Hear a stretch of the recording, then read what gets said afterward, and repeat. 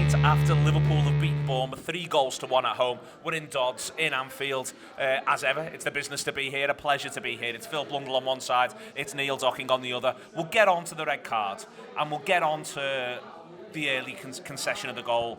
Phil, I was never quite panicked, which I think helps.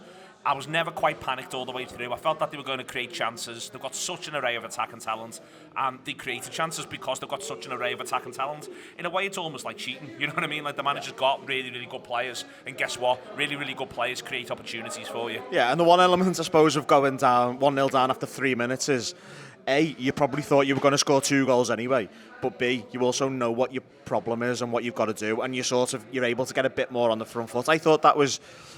There's 2 instances where we have to respond to something that's gone against us, and we've responded well. Like I sort of feel like last October we probably lost that game 2-0, and we'd all want everyone shot. They'd all have gone. The heads would all have gone. They'd have cried it in themselves. They'd have beat themselves mentally. Whereas today they go behind, and it was almost good that it was a mistake in a way, and we didn't get out footballed. Because if they'd have passed through the middle of us, you'd have probably gone, oh, hang on. But we made a stupid mistake, and you go, right, we forget about that. We play football. I thought we played really well. I think there was obvious deficiencies in what we did at times, but we play reasonably well. I want to come on to the how well we played thing in a minute, Neil. I think the key thing those two take away is he's picked, however you describe the shape, the 3 most advanced players tended to be Salah, Diaz and Jota. And as we used to talk about in 17-18, all 3 of them have scored. All 3 of them have contributed. Now, listen, Salah's fortunate in the nature of his goal and the nature of his contribution, but the truth of the matter is that all 3 of them score, and being able to pick a front 3 like that and have all 3 score, fucking hell, takes the pressure off everybody else. Yeah, 100%. I mean, all 3 are obviously big goal threats every time they're on a football pitch. Just on the subject of being calm, there was no one calmer in the ground than the 2 dopes stood next to me. Who were the 2 dopes stood next to you? Dan Austin and Fuad Hassan. We're 5 minutes late into the ground. They had no idea that Bournemouth had scored. Somehow didn't look at the scoreboard. Gets to about 38 minutes, and they turn to me and go, "Hey, it says Bournemouth have scored. What's up with the scoreboard?" I looked at both like they were kidding. About 20 minutes, Fuad had said to me, "Why is everyone so stressed?" And I just thought, he's a confident man. I have never heard a sentence that sums Fuad Hassan up. So the serenity. Like that. I also came in late, missed the disallowed goal, just about caught the goal that we conceded, because I needed to have something else to eat. Go on. He basically walks in and he comes in past where I sit and he shouts at me like, and I went, "You've missed this loud goal," and he went, "No, I haven't," and I went, "Yeah, you have," and then he got to his seat and he found out he had. Both got early goals. Yeah, I'd have more to eat. Last weekend was a disaster. Last Saturday was a disaster for me. I genuinely needed to make sure I've lined my stomach after the debacle. I can't remember a thing that happened to me on last Saturday night after 9 o'clock, and that can't happen again. I'm 42. And new season, new me, Neil. So go on anyway. Yeah, I definitely wasted some time with a pre-match Big Mac that I probably didn't have time for in hindsight. But the 3 of them, I mean, Diaz is he started the season like a house on fire. He is electric.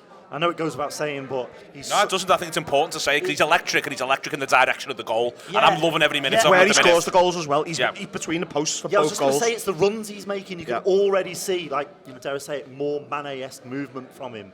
He's a lot more direct in his running and his determination to get on the end of chances.